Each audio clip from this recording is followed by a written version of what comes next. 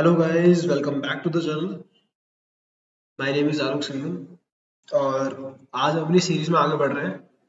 और आज इस सीरीज में हम डिस्कस करने वाले हैं कंपनी लॉ के इंपॉर्टेंट क्वेश्चंस के बारे में। अगर आप सीसेस यूनिवर्सिटी या किसी भी यूपी के अदर गवर्नमेंट यूनिवर्सिटी से पढ़ाई कर रहे हो, आप बीकॉम या बीबीए कर रहे हो रेगुलर या प्राइवेट, तो अगर आप अपने एग्जाम 2025-26 बैच में देने वाले हैं तो ये वीडियो सिर्फ आपके लिए है।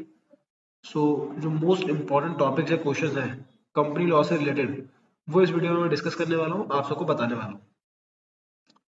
सो डोंट वेस्ट टाइम और स्टार्ट करते हैं वीडियो को।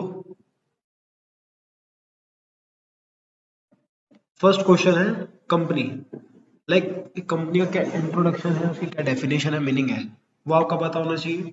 आपको उस कंपनी के कैरेक्टरिस्टिक्स के बारे में पता होना चाहिए। कोई भी कंपनी है, उसका क्या मतलब है, उसकी क्या डेफिनेशन है और क्या कैरेक्टरिस्टिक्स है, ये आपको पता होना चाहिए इस तरीके से। ये हमारा फर्स्ट क्वेश्चन है। Move to the second question. Classification of companies and public versus private company. इसका क्या मतलब है? कंपनीज का बहुत सारे क्लासिफिकेशन होता है। कंपनी एक टाइप की नहीं, बहुत सारी टाइप की कंपनी होती है। पब्लिक कंपनी होती है, प्राइवेट कंपनी होती है, वन पर्सन कंपनी होती है ना।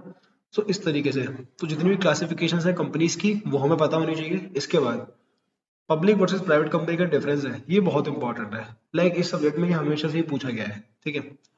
थर्ड क्वेश्चन आता है वन पर्सन कंपनी, ओपीसी, जिसे हम बोलते हैं वन पर्सन कंपनी। इसके meaning, features and process. Process कैसे कैसे एक कंपनी वन पर्सन कंपनी बनती है, इस वो हमें देखना होता है।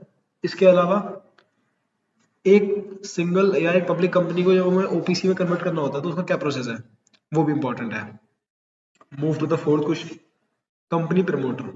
कंपनी प्रमोटर हमें पता है कि जो लोग कंपनी के इनकॉर्पोरेशन के टाइम पे कंपनी को प्रमोट करते हैं उन्हें हम प्रमोटर बोलते हैं। सो कंपनी प्रमोटर का क्या मतलब है, उनकी क्या ड्यूटीज है, लाइबिलिटीज है एंड क्या फंक्शंस है, वो हमें पता होने चाहिए। फिफ्थ क्वेश्चन आता है how is a company registered. जैसे कि मैं यहाँ पे मेंशन भी किया हुआ है, पीवाईक्यू 2025। पिछले साल पेपर में क्वेश्चन आया हुआ है कि how is a company registered. 7.5 number में क्वेश्चन पूछा गया था, तो आप समझ सकते हो इसकी इंपॉर्टेंस के लिए कि कैसे कंपनी रजिस्टर होती है, उसमें आपको पूरा प्रोसेस मेंशन करना है।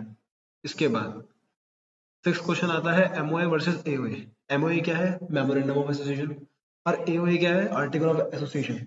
तो इन दोनों के बीच का डिफरेंस काफी इंपॉर्टेंट है, वो आपको कर लेना है। इसके बाद doctrine of constructive indoor management and ultra vires, इनके मीनिंग आपको पता होने चाहिए।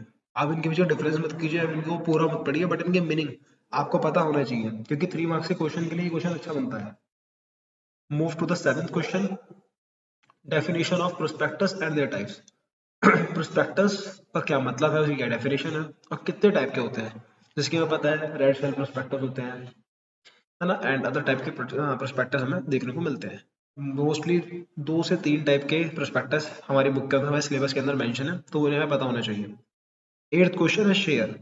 शेयर का क्या मतलब है, उसके क्या टाइप्स हैं, और शेयर एंड स्टॉक में क्या डिफरेंस है, ये हमें पता होना चाहिए।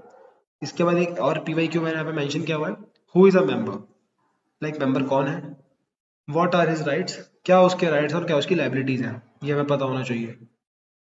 टेंथ क्वेश्चन अगर हम देखें तो इसमें मैंने डिफरेंस वाले क्वेश्चन रखे हैं तीनों ही।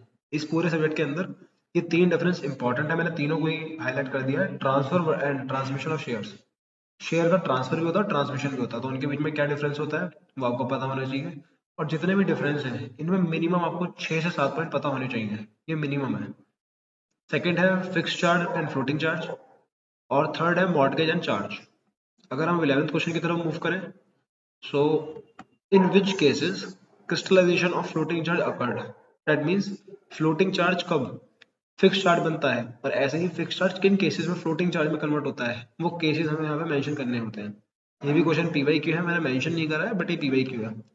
ये 7.5 नंबर में पूछा गया था, दोनों प्रोसेस में बताने थे, फ्लोटिंग चार्ज को फिक्स्ड में और फिक्स्ड को फ्लोटिंग में, तो ये आप अच्छे से कीजिएगा। इसके बाद है 12th question, legal position of a director of a company. ये डायरेक्टर की लीगल पोजीशन क्या है कंपनी के अंदर, ये बहुत इंपॉर्टेंट क्वेश्चन बनता है। 13th क्वेश्चन है क्वेरम। एज वी ऑल नो क्वेरम का मतलब क्या है, तो उसका मीनिंग और उसके जो मेन प्रोविजंस है रिगार्डिंग मेंटेनिंग अ क्वेरम, वो हमें पता होने चाहिए। 14th क्वेश्चन है what remedies are available to minority share holder in case of operation and mismanagement explain. ये पीवाई क्यों है, 15 नंबर में क्वेश्चन आया था ये। इसका मतलब है कि कौन से रेमेडीज है जो माइनर शेयर होल्डर्स के लिए अवेलेबल है जब ऑपरेशन या मिसमैनेजमेंट होता है कंपनी के अंदर। तो आपको एक्सप्लेन करना है। 15 नंबर में आया था तो आप समझ सकते हो कि आपको इसे बहुत अच्छे तरीके से एक्सप्लेन करना होगा। इसके बाद है voluntary winding of a company. किन केसेस में वॉलंटरी वाइंडिंग ऑफ कंपनी होती है, इसका क्या मतलब है, क्या प्रोसीजर है, किस तरीके से पूरा प्रोसेस डन होता है, वो सब आपको पता होना चाहिए। So this are the 15 question 1 to 15 जो आपको टोटल पता होने चाहिए कंपनी लॉ के अंदर। मिलते हैं नेक्स्ट वीडियो में। Till then tata bye bye.